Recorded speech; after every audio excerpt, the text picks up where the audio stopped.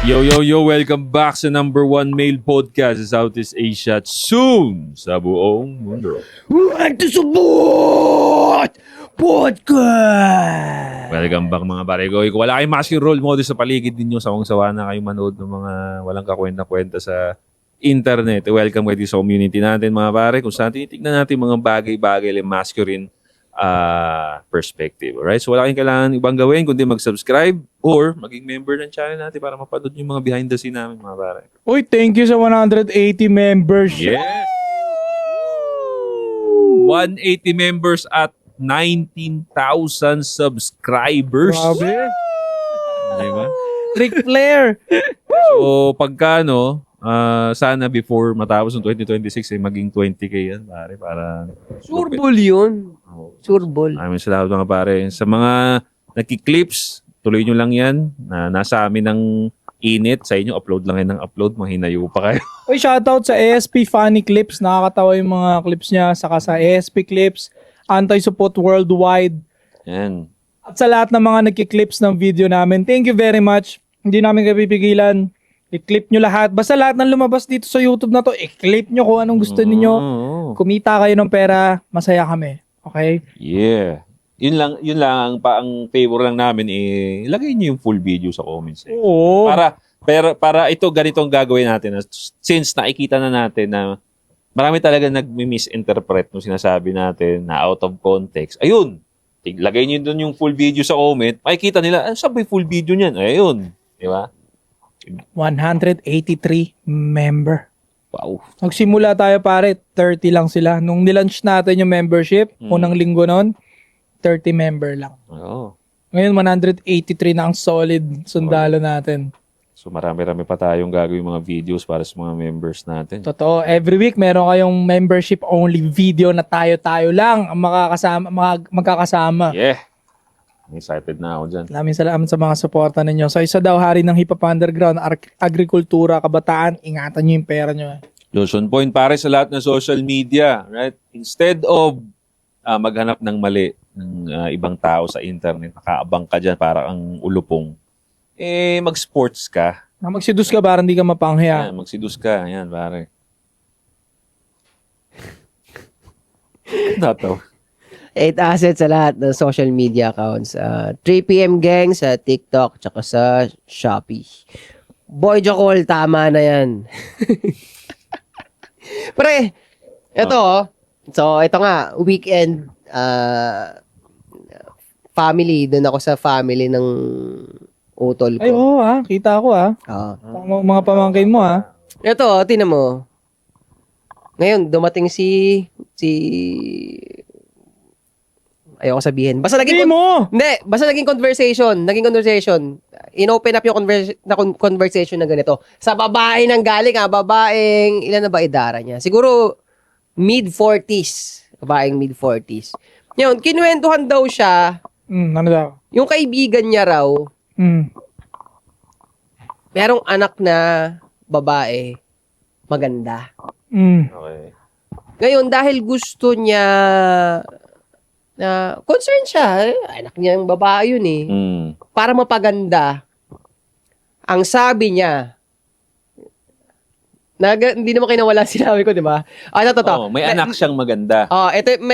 Kasi third person perspective, kinukwento sa amin, may babaeng nagkukwento ng kinukwento sa kanya ng kaibigan niya. May conversation sila. Ayun Nag-gets yun ba? Nag-gets. Nakinuwento sa'yo. Nakinuwento mo ngayon sa amin. Yung kasi nagpagulo Kaya inilalinaw ko. Baka ma-lost na kayo kasi nangyari. Hindi na lang kasi kinuwento sa akin. Kwento sa akin. Hindi kasi ganun Dalawang babae nag-uusap. Basta dalawang babae nag-uusap dito. Okay. Sa kwento na to, dalawang babae nag-uusap. Sabi nung babae na may anak na babae, yung anak ko na yan, hindi ko na yan tuturuan. Kasi, pag tinignan mo, yung mga magagandang babae na masyado nang naging matalino, ayaw naman ng mayayaman sa kanila. Hindi naman sila papatulan ng mayayaman. Ayaw nila yan. Katotohanan yan. Intimidated daw kayo. Hindi yun, pero... Napaganda pa nila yung term na toxic kasi sila no? Yeah. Intimidated daw. Ang galing nila doon.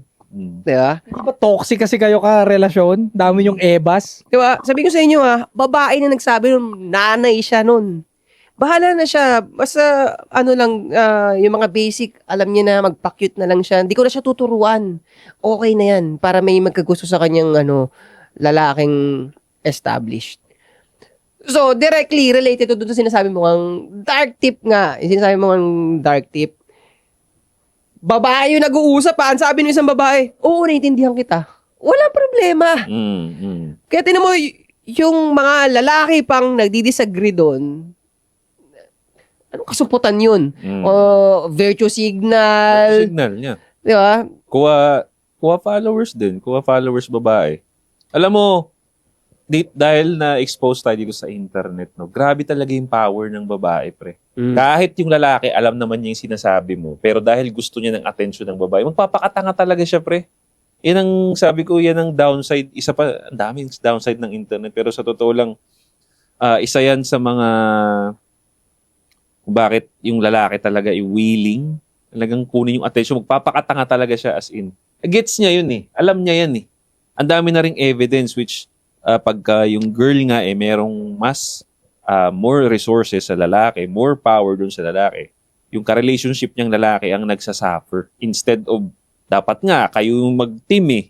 Di ba? Pero ang nangyari, mabait siya sa ibang tao dun sa ka-relationship niya, pangit ugali niya, hindi nagmi-make sense. Actually bro, hindi lang lalaki yung nagsasuffer. Both. Sila nagsasuffer doon. Kasi mahal naman ng babae yung lalaki na yun eh. It is just that hindi niya kayang lumaki pa yung resources na nakukuha niya every month. Yung sahod niya. So, mapipilitan tuloy siyang i-unlove yun. At magkagusto sa mas higher pa dahil sa hypergamy. So, parang sila nagsasuffer. Ano siya eh, parang kumbaga yung responsibility ba, bumibigat. And syempre, alam natin yan, nature ng babae. Okay lang naman sila bigyan ng responsibility. Pero pag bumigat yun, na parang nagiging provider sila, by nature, by the DNA, ayaw talaga nila nun. Ayaw Just nila wala silang choice eh. Pwede naman yan tol kung nagtatrabaho, halimbawa ang girlfriend mo, kahit pa sabi mas malaki sahod niya, as long as ikaw naman yung nag-shoulder, di naman nababawas ang pera niya, hindi naman magreklamo yan eh. Ang babae yung maalis pre, malaki na sahod niya, nag-shoulder pa siya sa ninyo, parang nag-50-50 siya sa bahay ninyo. Yeah. Or malaki yung nagagastos niya compare sa nagagastos mo, doon na maalis ang babae, pansin ko. Pero as long as ikaw pa rin naman ng protect provision dyan, pang makeup niya lang yung sahod niya, o tumulong man siya kakapiranggot lang, wala namang tingin ko masyadong problema. Ito, isang halimbawa. Huwag lang ma-feminize yung, Americanize yung utak. Isang halimbawa na hindi na mapagdugtong-dugtong nitong mga strong independent woman na to yung nila eh. So, sinasabi nila, dahil sa situation nila, napipilitan silang magpakalalaki.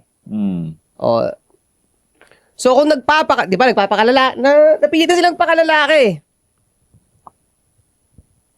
So, yung direksyon na tinatahak mo, magpakalalaki. Kanino ka makikinig dyan para maintindihan mo kung ano yan? Ang gulo nyo, di ba? Tapos ganito na ulit.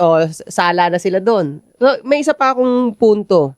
Sige, dahil ayaw mo makinig sa amin, dahil feeling mo masasama kami para sa namin, ang pwede mong gamiting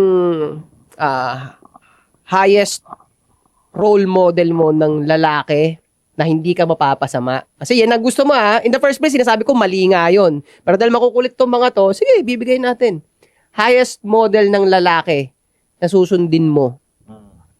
Nasala ka na naman pag ito ang ginamit natin. Jesus Christ. Kasi ganito ito masasabi ko kung bakit si Jesus Christ Nakita mo kung gaano siya hindi pinaboran ng tao kahit magaling naman siya. Kahit matalino siya, may kapangyarihan siya. Yung kapangyarihan na basta ganun. Di ba? Nen. Malakas yung nen. Kahit malakas yung nen niya. Pinagpapalo siya. Ganun. So, anong lesson na mabibigay ko na to sa mga strong independent? Kasi, sige, considering, bobo talaga yung lalaki mo Ikaw talaga yung magaling Kaya napipilit na ka magpakalalaki. Gayahin mo si Jesus Christ. Magaling siya, pero pumayag siya na hampas-hampasin siya ng Di ba? Latigo-latiguhin, di ba? Kasi kung hindi naman yun ang model mo, na sinasabi mo na pipilitan ka magpakalalaki, puta, satanism yan. Luciferian ka. Talagang gusto mo lang mag-disagree sa lahat, di ba? Nagiging selfish ka lang at gusto mo lang gawin yung sarili mo. Kasi nga, ito last na to, makakasabat na kayo. Ito ang ibig kong sabihin para dun sa mga babae nga na matalino ka talaga, magaling ka talaga, hindi pa rin magme-make sense na i-dominate mo yung lalaki. Dahil nga matalino ka, magaling ka, tapos kaya mo yung ihisan tabi, hindi siya pa rin ang leader. Kung kunwari ako yung babae na yon na matalino, ilabawi kayo yung lalaki ko, sasabihin ko na, kahit magaling ako, dahil ikaw halimbawa yung partner ko, hindi ko kukunin yung stage. Ikaw pa rin, sa'yo pa rin to, ang suporta para sa'yo pa rin. Yun ang pinakamalupit na magagawa ng matalinong babae sa isang relationship, di ba? Kung magawa niya. While earning, papunta sa imposible, di ba? Oo, no? Oo, pero sa akin, pero meron na, kasi ito na nga lang, minority kasi itong ganitong klase ng babae. Pero yun dapat. Or else, di kalimutan mo na yung pagiging mo, na napipilitan ako maging lalaki. Di ba? Ako boy, ito, pag kinlip to ni ASP, sabog na naman to. Acting ko kasi sa mga babae, pre, bakit hindi nila deserve. Hindi, wag pala yun, mali yung word na yun. Tingin ko kasi, bakit nasisira ang relationship pag kumikita ng pera ang babae at lumalaki yung pera niya? Likas kasing walang honor ang babae. Hindi nga nila nagigets pagpasok sa building kung gaano kahirap ginawa yung isang building Na kailangan doon ng 5 years, 10 years, kailangan ng 8,000 men, 4,000 men. Hindi nila nakakalculate ng ganun yun. Basta pagpasok nila sa building, okay, building, pak. Bakit wala yung lampshade doon? Di ba dapat dito nakalagay yung lampshade doon? Ganun sila mag-appreciate. Di ba pinagawan mo siya ng big house? Okay na, big house, pak.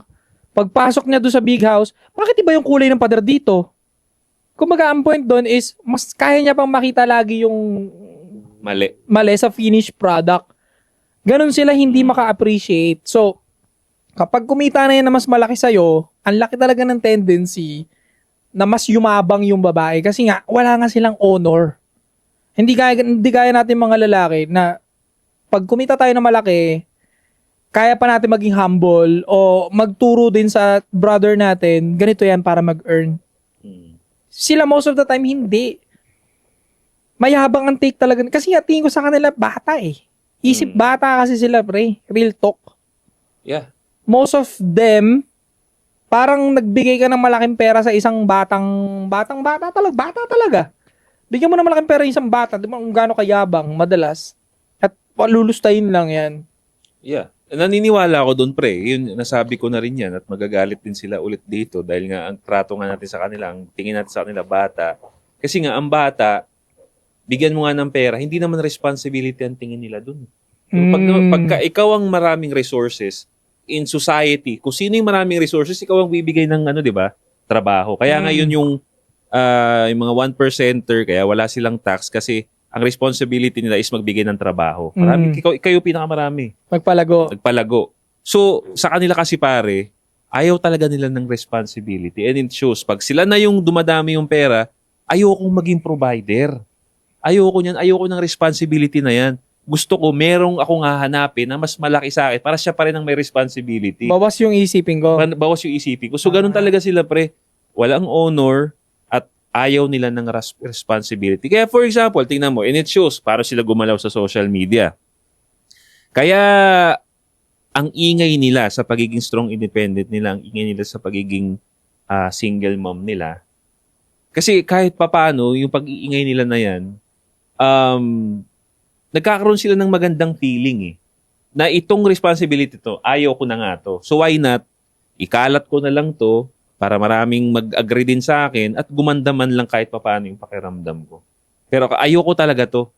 Hindi ko to preferred na mabigat na responsibility talaga. Totoo yan. Isipin mo pa, pag kumikita ng malaking pera ang isang babae, bukod sa responsibility, pag nababawasan yung pera niya because of you, hindi niya tinitignan yun ng partner kayo. Hindi. Most of the time, nalalamangan mo siya. Ang tingin niya doon, parang nakukuha na nakuha. Ako na lang lagi gumagastos. Ilang beses na ba nagpadala ng sulat ng mga babae sa ating may ganung sitwasyon? 2 na ata, 3. Mas malaki sahod niya sa partner niya. Ayaw daw mag-grow ng partner niya. Binago lang nila yung terminology na mas malaki kasi sahod ko sa kanya, hindi niya lumalaki sahod niya. Pinalitan niya ng ayaw daw mag-grow. Di ba sabi natin, di bigay mo yung portion ng pera mo para lumaki business niya. Ayaw niyang gawin yun. Nag-comment siya, ba't ko gagawin yun? Tingnan mo, partner yun ha. Ganon ka-selfish ang babae na hindi naman natin natitake kasi may honor ang mga lalaki usually. Lumaki pera natin, na-experience natin, ipapa-experience din natin sa wife, di ba? Alam nga naman ikaw lang magbiyak na mag-isa, syempre, isasama mo siya, magja-Japan kayo, 2 kayo. Totoo. Masarap, masaya. Ang sabi nga pagka ang lalaki dumami ang resources, those resources will be felt by the family.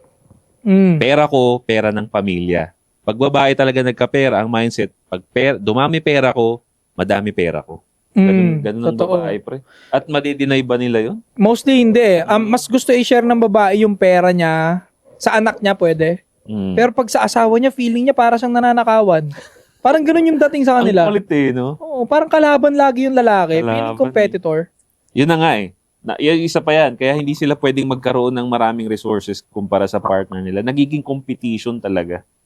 Yun ang mindset nila, magiging competition ako doon sa partner ko. Which is, hindi ganun ang mindset ng lalaki. Again, sasabihin nga natin, pag marami yung pera ng lalaki, buhos to sa pamilya. Wala akong kakompetition. Ang kakompetition ng lalaki is yung mga kaopisina niya. Lalaki din. Pag-compete. Lalaki din. Oo, pag kukumpit ang lalaki, kaya nga gusto ng lalaki, simple lang, di ba? Peace lang sa bahay. Kasi ang competition natin, nandun sa labas ng bahay. Pag tama. uwi ko, tanggal ako dyan, hubad ang armor, relax. Ang babae, hindi pre. Nakikipag-compete sila dun again. Kasi nga, ang paghihiwalay ng work mindset at sa home mindset, logical yun sa isip mo yun mapaghihiwalay. Pero dahil emotional sila, nakikipag-compete sila dun sa office, pag uwi sa bahay, putang ina competition pa rin. Diba? So, Bakit usually ganun, pre? Pag ang babae kumikita na, ang tinitignan laging sahod yung sa asawa niya. Pero pag yung lalaki kumikita, hindi naman pinapansin yung pera ng babae niya, no? yun talaga Kumbaga, nasa mindset talaga nila. Ang sabi nga, may napanood akong video.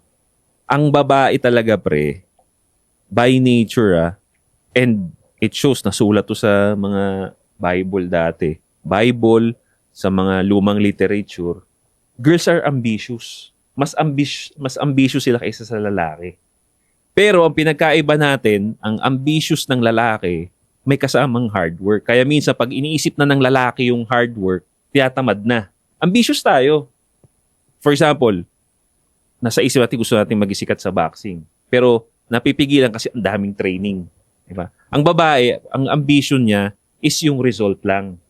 Ngayon, kung ihahantin tulad natin dito sa mga nangyayari sa society like yung sinasabi natin kanina, kaya nagiging competition kasi wala sila dun sa hard work Nandun sila kagad sa result. Kaya dinidisregard nila kunyari, malaki sweldo ng babae. Wala siya doon sa pinaghirapan ng lalaki. Nandun lang sila sa pera, pre. Ito lang, nandito lang yung mindset finished product. Finished product Kaya nagiging sila, pre, competitive kasi hindi nila na-appreciate at it shows din, ito yung sinasabi natin sa mababang game pa lang, di ba, sa ligawan. Kahit anong effort ibigay ng lalaki, walang kwenta sa babae yun Kung ano yung nararamdaman niya. So yun. Doon sila lagi nagbabasa sa result, sa nararamdaman nila, wala sila doon sa hard work. Kaya nga, the more na nga nagbibigay ka ng kung ano-ano ginagawa mo sa babae, ligawan stage pa lang, disregarded Pero yung bad boy na datingan pa lang, nai-inlove ka agad sila, wala pang ginagawa Doon kasi sila sa result. Ambitious talaga sila. To the point na hindi nila tinitignan yung hard work. Doon lang sila sa result. Katulad nga, di ba yun nga, sabi nga nila, kaya kinagat daw ni Eva yung apple. Kasi ang nakita niya, ang kinonsider daw ni Eva, sabi ng babae to, na napanood ko, is yung knowledge lang.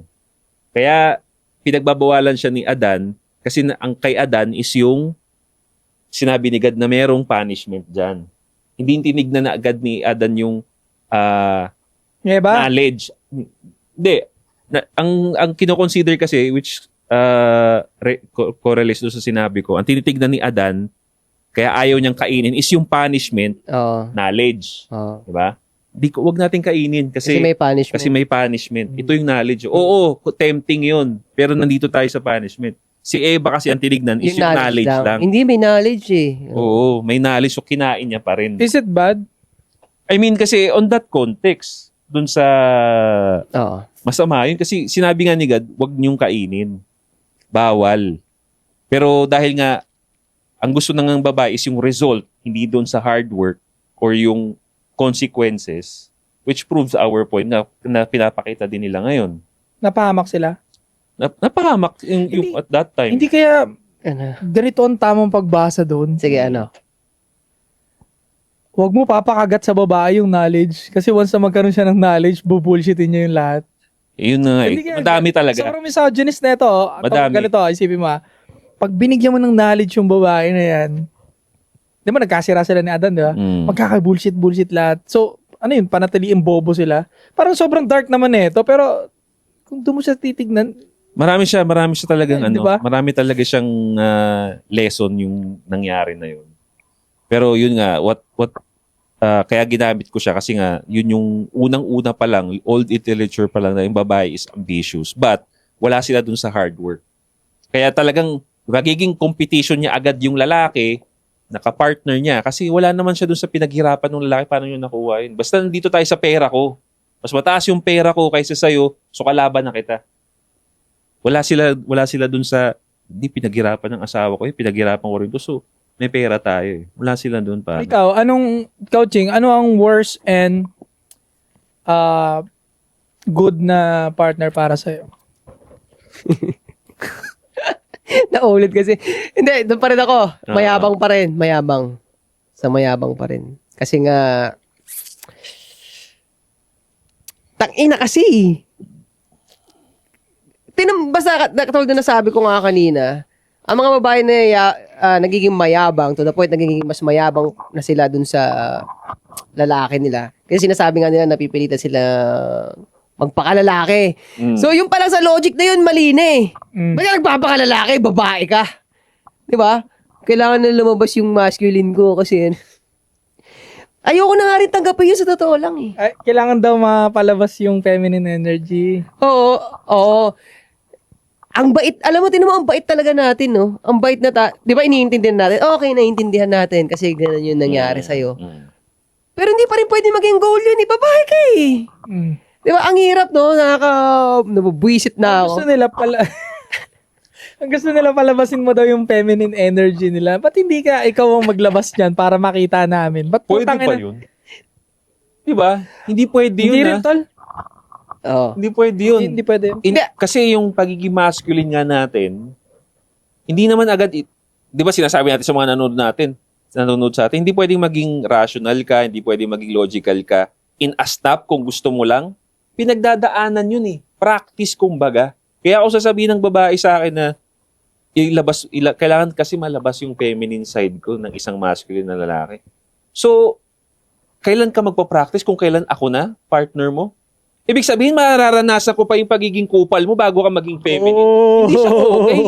Kasi in practice yun eh. Kaya yung pagiging feminine, in practice din yan. Dapat siya yun eh, di ba? Oo, ikaw dapat agad yun. Tingnan mo sa sobrang tamad nila sa process. Oo. Gusto nila ikaw ang, katulad ng sinabi mo, Oo. ikaw na rin nang tumarabaho ng process. Diba? na Wala dapat- sila dun sa process, pre. Lagi nandito sila sa result. Kailangan para lumabas yung feminine ko. Akala nila ba ganun kadali yun? Ilabas kagad yung masculinity, feminine? Hindi ah. Hindi dinadaanan yan. Daanan nyo. Eto nga eh. Pag sinabi ng babae sa'yo yun, ano yan mo kasi? Lakasan mo yung dating mo para lumabas yung feminine ko. Tingin ko hindi ka naman nanalo. Hindi na.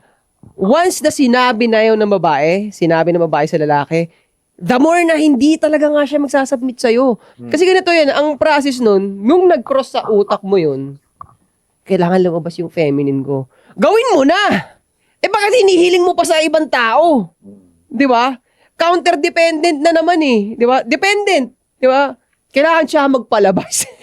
Hindi pa rin talaga independent. Hindi Diba? talaga. So, hindi rin independent. Hindi nga eh. Depende ka sa akin para mapalabas yung feminine energy mo eh. Boom. So, sinungaling talaga yung concept na independent and dependent. Talaga, pre. Ang daming butas. Napanood niyo yung negra na maingay doon sa TV show, yung I am the table, yung gano'n. Nakakatakot yung mukha ang puta. Babae pa yan, ha? Ang laki niya, ang taba niya, tapos mayaman daw siya, mapera siya. Pero single pa rin siya, magko-40 na siya. So sumigaw dun sa show, I don't need, to add daw sa table. Kung tinatanong daw siya, hindi na kasi ako ang table. Sabi niya, lalaki yung niyo. Pangina nito, kaya walang maasawa sa'yo, mukha kang tanga eh. Wala pa rin. Ang masculine niya rin tignan. Literally at figuratively. Ang laki niya eh. Talagang table talaga siya. Pwede mo siyang patungan ng baso. Ang laki ng likod eh. Kaya sabi ko, wala. Ito. Tingin ko, tol, ato naman, ako naman sa worst. Sige. Patungan nyo na lang ng sagot nyo. Worst para sa akin, maging girlfriend o mapangasawa. Marami magagalit na to. Trentahin. Yan na naman. Worst sila. Yan na naman. Anong tingin mong naiiba sa'yo sa mga nauna niyang boyfriend noong buong 20s niya para ikaw ang putang ina magsalba ng sitwasyon niya na gano'n? Kaya nga 30 yan na wala pa rin boyfriend kasi hindi nga nakikinig yan eh. Hindi nakikinig yan. Alam mo ba't sinasabing hindi nakikinig yan? Yung palpak na boyfriend niya dati ng 20s siya, pinagsasabihan na siya ng parents niya. Putang ina mo, palpak yan. Huwag yan ang syutain mo, huwag yan ang asawain mo. O hindi nakinig, nagsasyabams na ngayon, tamad pala yung lalaki, hiwalay siya ngayon 30, ngayon siya nagigising nung 30 na siya. Ano pang enjoy mo sa relationship ng 30 babae na yan na puro, baka nagsasyabams ka din, baka nagsusugal ka, baka saktan mo lang din ako, banat ka ng kukunin ko in between para sa'yo, sinabi na sa akin yan. Nakakaingat to, di ba?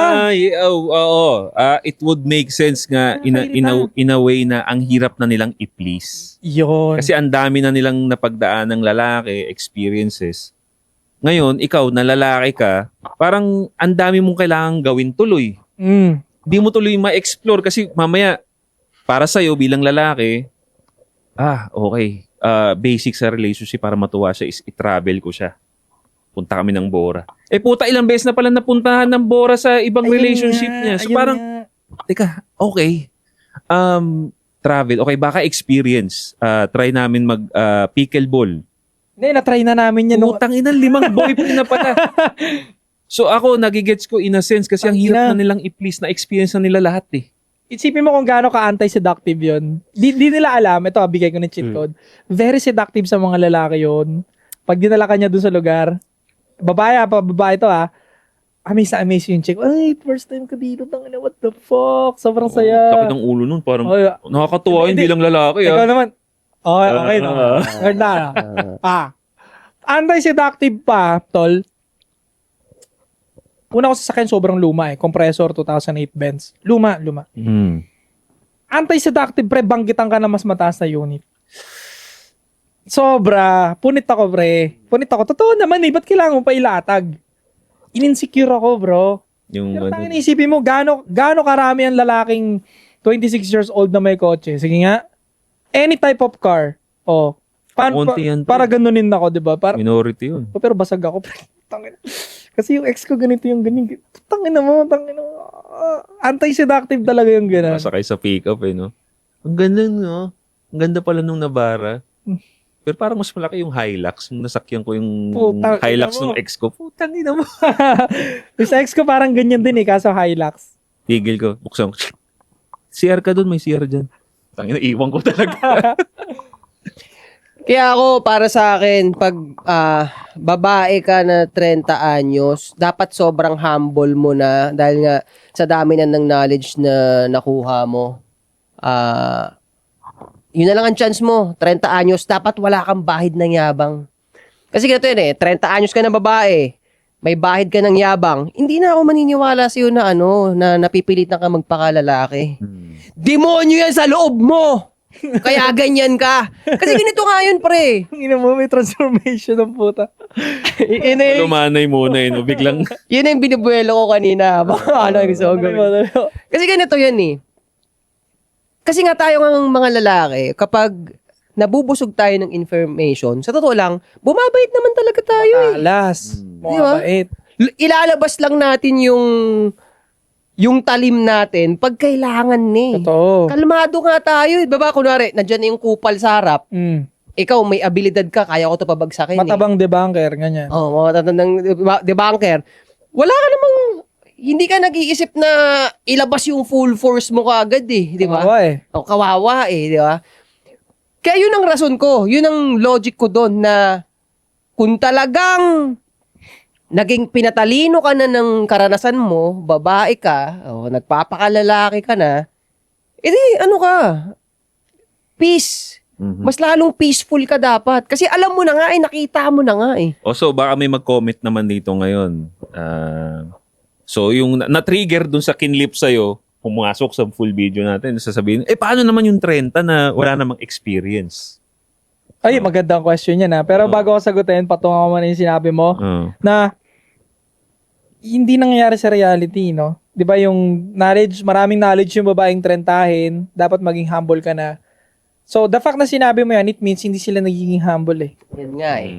Kaya, di ba, parang impossible mission nga, di ba? Kaya sinasabi ko nga, demonyo yan. Hindi Demonyo. totoong napilita ka magpakalalaki. May demonyo sa loob mo. So, ibig sabihin yung knowledge pagkagat ni Eva sa aman sana, sobrang nakakasama pala sa babae yung sobrang knowledge. Do you think?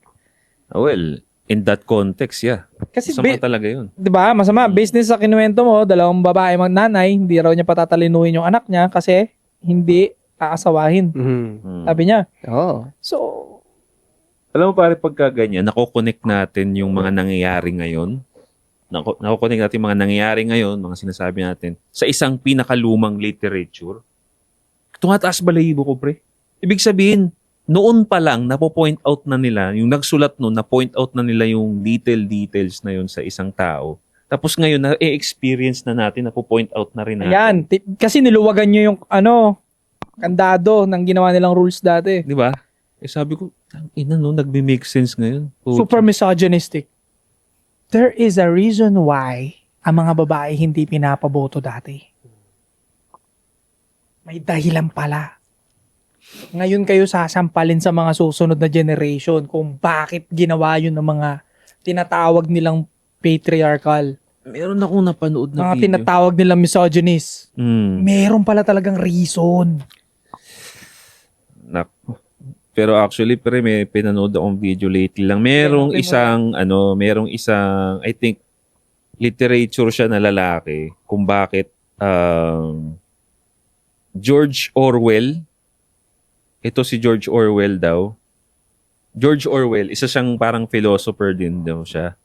Kung bakit sinabi niya yan, pinoint out niya yan na kung bakit danger na pagbutuhin nga daw ang babae. Nakita niya yan. Nasulat niya na yan before pa yung batas na pwede na silang bumoto. Nasulat niya na to before pa. Na-point out niya yung danger. Kasi nga daw, again, tignan niya lang naman yung nature ng babae. Sinabi niya lang naman dun na emotion nga sila. Now, syempre, alam ng mga elites yun. Syempre, matatalino rin yung mga yan. So, in order nga daw para makuha mo yung boto nila, di mag-ano ka ng plataforma na puro emotions. Mas madali. Emotions yan. Mas madali. Emotions, virtue signal, kuha mo boto nila. Kaya nga alam ng ng isang partido, ginagamit nila kaya puro babae rin ang bumoboto sa kanila. Naniniwala. Kahit wala namang concrete solution, basta emotions.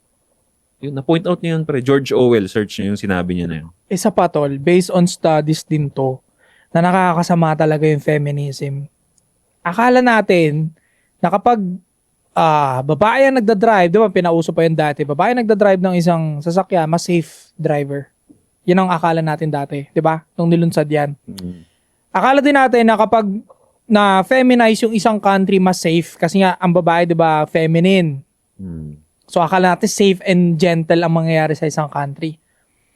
Ngayon, etong isang, hindi siya philosopher para siyang researcher ng animal. Pinag-aaralan niya yung sa mga chimpanzee, mga grupo-grupo ng mga unggoy. Kasi yun ang medyo related sa atin malapit, diba? Pinag-aaralan niya yun. Hindi naman male to male ang mga nag-i-instigate lagi ng away. So pinakita doon, ng ilang taon niyang pag-aaral sa mga unggoy, mas chaotic kapag mas marami yung babae doon, plus mas nabibigyan ng chance mag-react yung babae doon sa clan ng mga unggoy, gorilla, lahat, mas chaotic nangyayari. So the more na feminize yung isang buong country, mas chaotic yan. Kasi ang mga instigator din ng gera dyan, mostly is babae. Ooh, which also makes sense. Dagdag ko lang din, double down ko yung sinabi mo. Sa'yo, di ba, mga animal na research sila. May nag-research din all throughout history na kasi ang defense nga daw ng feminism is kailangan tapos na tayo sa patriarchal. Tama na yun, ang dami ng gerang ginawa niya. Matriarchal naman. Pero alam mo ba pare, may nag-research mas marami daw pinatay ang mga nag-matriarch kaysa sa mga patriarch. Mas marami daw silang war na ginawa. Na wala rin katuturan. Wala rin katuturan. Ang dami rin daw queens noon, walang king ang matriarch na yon. So pagka walang king, queen ang namumuno, matriarch. Ang daming pinapugot na ulo ng mga matriarch kingdom noon kumpara sa patriarch. Gago. Hindi sila naglalaro Because of feelings. Hindi sila naglalaro kasi ang king nga pre, kahit may ginawa ka namang masama pero useful ka, hindi ka papapugot ng ulo. Or kung meron tayong alitan ng kabilang kingdom, anong pagkakasundo natin? Kaya marami dyan, pinagkakasal yung anak. May honor. Oo, pagkakasal yung anak kasi, sige, para matapos na yung pag-aaway natin. Pero pagka matriarch daw, yung mga queens, may kalaban sila, walang usap-usap, war. Kaya, na-debunk na nga daw yung sabi pagka matriarch, wala daw war namang. Mas marami nga daw nangyari Tingin noon. ko din mas masisira yung isang country pag matriarchal, mga babae na bigyan ng boses, naging leader. Tingin ko mas masisira ang isang country. Alam niyo kung bakit sa libro wala masyadong tumatak na mga queen at masyadong malupit yung mga nagawa sa isang kingdom? Kasi hindi nila kaya. Kayo kung sasabihin niyo pinipigilan kayo ng patriarchal para maging queen, ang dami nang dumaan na queen na naglunsad ng kingdom. Ang tanging mababanggit niyo lang si Cleopatra. Pero again, hindi pa rin utak niya ang gumana para maging malakas yung Egypt. Pepe niya. Seductive traits niya. Feminine energy niya. Feminine. Pero hindi naman yung logical na niya, hindi naman siya magaling sa ganyan-ganyan sa pagpapatakbo rin. So tingin ko masisira talaga na isang idealismo na feminismo ang isang country. Oo. Pero yun nga, in his, ito naman, yung sabi rin naman ni George Orwell, hindi niya sinabi yun na hindi niya na-point out yung bagay na yun kung bakit nagagamit nga yung emotions ng babae para makapanloko yung government or yung mga elites. Hindi niya sinabi para hindi daw pagbutuhin yung mga babae. Sinabi niya yun para warningan yung babae na baka dahil sa mga ganitong klaseng propaganda, maloko kayo dahil nga yan kayo eh. Kaso nga lang, syempre, ang babae nga pag sinabi mo yung criticism, offensive sa kanila yon. Hindi na iti-take yun na winawarningan ka lang. Katulad nga na, pwede natin ito i-relate pag sinabi natin na mag-ingat ka girl, huwag ka magsuot ng sexy. Ang dami nagagalit pa rin, di ba? Biruin mo, ang tagal niya lang sinabi to. Nagalit na sila noon. Ngayon, nagre-reflect pa rin na pag winawarningan mo yung babae o binibigyan mo siya ng tips, o baka lokohin ka nito, o baka mapahama ka dyan.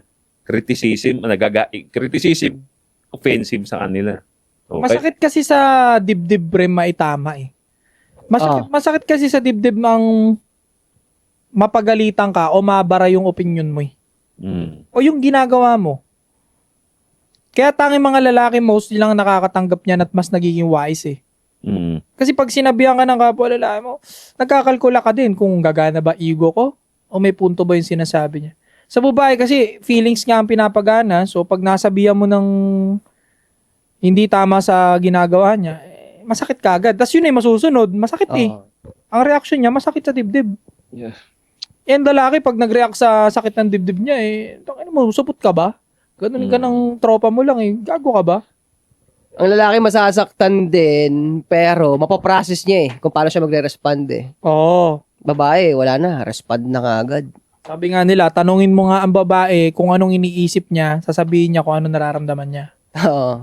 Tanungin mo yung lalaki, anong nararamdaman niya, sasabihin niya kung ano yung nasa isip niya. So never talaga magkakasundo. One thing for sure lang, balikan nyo tong video ko na to after 50 years. Tandaan nyo after 50 years, 70 years, pag siguro, swerte ko, nandito pa kami, o wala na. Pero balikan nyo tong sasabihin ko na to makakasira sa Pilipinas yung feminismo na yan, yung sobrang feminismo. masisira tayo, 2070, 2060, sira na tayo. Ebidensya na nakakasira ang feminism. Sa West nga nang galing yan, malinaw, hindi naman sa atin yan eh. Sira na nga Amerika eh. Oo.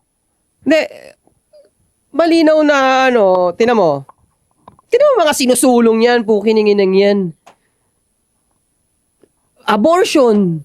Oo, feminism naman na nagpo-push niyan, di ba? Anong mabuti doon? May body, may rules. Di ba? Trans woman or woman. Yan, di ba? Pukiningin ng mga na yan, mga movement na yan, walang silbi. Talagang pampasira lang talaga eh. Totoo yan. Pampasira lang talaga ng ng nation eh. Kaya mga lalaki dyan, tangina, huwag kayong makinig sa kanila. Tibayan ninyo, magpalakas kayo ng katawan, magparami kayo ng pera, protektahan nyo yung mga mahal nyo sa buhay, sa mga idealismo nilang bulok. Protektahan nyo yung mga mahal nyo, pamilya nyo. Huwag nyo ipasakan ng mga ganong klaseng bulok na idealismo. Palakasin nyo lahat sila, padamihin nyo pera nyo, maging masaya kayo. Yun talaga ang goal dito. Dagdag ko pa, pre. Worst. Yun. So, lumalim tayo kanina, no? Break tayo ulit sa, worst type of girlfriend, no? Ikaw naman, di mo pa Hindi ko ba na-share, eh. Ako pare, number 1 ko. Kasi ako medyo malinis ako sa katawan, eh. Kahit lalaki ako, malinis ako sa katawan, pre. Maarte ako sa katawan. Kaya ayoko nung burarang babae, pre. Sa bahay, malinis ako, eh. Kaya ayoko nung burarang babae. Isa sa mga na-experience ko dyan, pre. Turn off po pagka naalala ko. Yung panty na may dugo, iniiwan dun sa CR, pre, nakasabit. Fuck. May nakalibing kang ganon? Hindi ko naman siya nakalibin, but nandun kami sa motel, ganyan. Hotel. Tangina mo, tinira mo na may dugo? What the fuck? Patapos naman na. Pero, it is what it is. Pero pare, iniwan niya yung Tanga, safe yun, pre. Safe yun. Yun ang sikreto dun, pre. Bloody swordsman from the north. From the north. King of the north. Pero yun nga, House pre. of the Guzman, pare. Burara, pre. Nabuburaraan ako sa ganun yung na-experience ko pa yung mga beauty products kung nagkakalat sa CR. Pagpasok mo ng kwarto niya, pumunta ako sa bahay nila. Ang kalat. Hindi naman mapanghe. Hindi naman. Pero may amoy. May amoy pa rin. So, sabi ko, ang babae nga, ang pinaka-basic na galawan talaga nila is yung linis, di ba? Kahit hindi kasi, sabihin natin, yan na naman tayo, yung paglilinis, yung katulong na naman. Pero kasi di ba, malinis sila sa katawan. Pag lumalabas kami, ang ganda niya, ang sexy, ang linis nung makeup, todo. Tapos pag uuwi kami sa bahay nila, sa kwarto niya, ang kalat. Sabi ko, what? Hindi nag-make sense. Ang linis mo sa katawan mo, pero ang dumi ng kwarto mo, burara, turn off kagad ako doon, pre. Yun ang sa akin ang pinaka-worst. Kasi, why? Siyempre, pagka worst girlfriend, isipin mo agad, pwede mag-live-in or baka ito yung potential na wife material or papakasalan mo. Mas mag-worsen yun, pre. Pagka kasama mo na sa bahay yun. I agree, mas doble yun. Mas dodoble yun, pre. Kung sino yung mapostura talaga, dugyot talaga sa bahay, Hindi naman palagi, di ba? Di pala. Kasi, but, ang laking turn off niya kasi. Kasi nga, first impression last. Di ba? Pag yun na-break, parang, anong nangyari? So, ang first impression talaga sa bahay, lalo pag nagde-date kayo, malinis to, maputi to, mapink to, ganun kaagad eh. Diba? Tapos pagka nakita mo yung bahay, nakita mo yung CR niya, putang inang dugyot. Ang laking turn off, ang laking basag talaga. Kasi, Actually, alam mo, bilang tao, energy yung energy natin can only do so much. So, halimbawa, kasi yung vanity, actually, problema na rin talaga yan eh. So, na speaking of sa mga babaeng akala mo postura, ang ganda, tapos pag nakita mo internally, tangina, burara. Kasi nga, too much vanity na sila, oriented talaga eh. So, invested sila sa mga bagay na makikita lang. Externally lang, ganun. Pero yung mga nasa... Tingnan mo, nagme-make sense, pre, nag-uusap lang tayo. Lagi silang doon lang sa result. Yung sa labas yan, lang talaga. Ito nga eh. Connected talaga, Connected talaga, pre. Kapwa nila babae, pre, yan speaking of pagkaburara sa dugo nila. Kapwa nila babae, nagagalit kasi pag pasok daw nila ng CR, marami, ang langsa ng amoy nung Gago, ano yung puday? Kasi ganito ang langsa ng amoy. So, gagamitin niya yung bin, yung trash bin. Pagtingin niya, kaya pala malansa mo, may nakabulat-lat na may tinanggal na ginanon lang. Ngayon, galit na galit kapwa niya babae kasi may tama pala, doon ko sa babae nalaman, may tamang paraan na pag-dispose. Meron. So, Rolyo yun. yan! Parang turon. Yan, buti ka nga, alam mo Pero lumalabas dahil marami silang gumagawa nun. Buti ka pa alam mo, itong mga gumagawa nung ganon, hindi nila Merong alam. dugo, hindi nila alam. Oo, tapos, Hindi yan naturuan ng parents na maayos. Oo. Kasi nga, di ba, may kapatid akong babae. Lagi ko naririnig dati yun nung mga bata kami, teenager kami. Magkasunuran kami, parang 3 taon lang pagitan namin lagi siya namumura ng nanay ko sa ganun. Hanggang sa eventually, natigil na, natuto na Kumbaga, nasisigawan talaga. Kung napaka-tugkit mo, gato ganyan. Tingin ko na pagdadaanan talaga lahat ng babae, hindi pa nila alam nung una. Eventually, tuturo dapat ng mas nakatanda. Pag walang gabay, syempre, nadadala hanggang paglaki. so yun definitely, kung ikaw yung babae na nagtatapon sa basura ng ganon-ganon lang ng dugo mo, bata lang ang yan. Bawal nga talaga Dapat talaga, hindi, kung marinig nila to, di parang at least natutunan nila, di ba? Huwag kang tatanda ng ganyan, pukiningin na Saka naman. ito pa malala. Ito hindi ko naman to experience but nag-share lang din siya sa akin. Fan siya na nag-share ng experience niya sa ganitong klaseng babae na burara nga daw. Yun, tinatapon. Ito pare, ito malala. Nilalagay sa bowl. Kago, pwede ba Tapos yun? Babara. Oo. Kasi- Ginagawa talaga nila yun? Nag-share siya pre. Kasi nga, Opo naman. Alala ko, mabilis lang to, fault mo. Go. Nung nangungupahan ako sa Cebu, nagbara kasi may cashier, public yung toilet Nagbara kasi yung babae, nag-flush ng ganyan niya. Opo naman. Lagi nilang ginagawa yan. Ngayon, edi nagkwento yung lalaki. Yung babae daw kasi siyempre mahal niya. Pagpunta niya daw ng bahay, na-turn off siya. Kasi sobrang dumi nga daw. Yung mga plato, nag-iipon dyan. May mga green, may lumot-lumot na. Pero siyempre dahil lalaki siya, sige. Tapos sa bahay nila siya daw yung nakatoka sa mga ganyan. So ginawa niya, nilinis niya. Ang hindi niya na matake, yung bowl nga. Pagpunta niya doon, umiis, sabi ba't barado? Hindi siyempre, madiskarte yung lalaki. Alam niya yung maglinis ng bahay. Sabi may ganito kayo. Meron, kinuha niya ganyan. Doon na siya sumuko, pre. Daming napkin na may dugo. Diri? Ang ina, di ba? May basurahan. Bakit doon mo itatapon? Doon na siya nag-give up. Ngayon, natawa ako, lumipas na yung panahon. Akala ko, Pinoy moves lang. Puta pala, pare, may research din, no? Reklamo ng mga plumber. Ayaw nilang trabahuhin na lugar. Alam mo kung sorority na bahay. Ganun, yan ang problema nila. Nagkalat yung mga Napkin, laging barado. Pinapatawag sila dahil barado kung hindi napkin yung tampons, tinatapon sa sa bowl. Putang ina, sabi ko, tangin ang mga dugyot, ang mga hayop na to, may basurahan. Ang daming way para itapon. Hindi, kasi nangungupahan lang sila or nagre-renta lang sila ng motel. So, alam mo naman ng babae, wala nga honor. Yan. So, wala silang paki sa consequences. Oo. Usually tayo, nag-aalala tayo sa ganun Oo. Tsaka yung reputasyon at yung honor sa atin, si Ching, tanga na, naging maalat dun sa ganun. Ayaw natin yun wala silang pakialam sa ganun. Totoo, pre. At it shows din kung paano tayo humawak ng gamit. Kasi alam natin, pag nasira to, tayo mag-ayos nito Oo, pangalan mo, last name mo. Kasi nga, sa mga lalaki, importante nga ang last name. Yung babae, alam naman niya magpapalit siya ng last name So, wala siyang pakialam. Kahit mawarak yung reputasyon ng last name niya, di ba? Grabe. So, yun mga pare, no? Yun yung mga worst ugali ng girlfriend para sa amin. Kayo ba? Ano yung sa tingin yung worst na ugali ng isang ka-relationship? Iwan nyo yan sa comment section, mga pare. Interested kami dyan.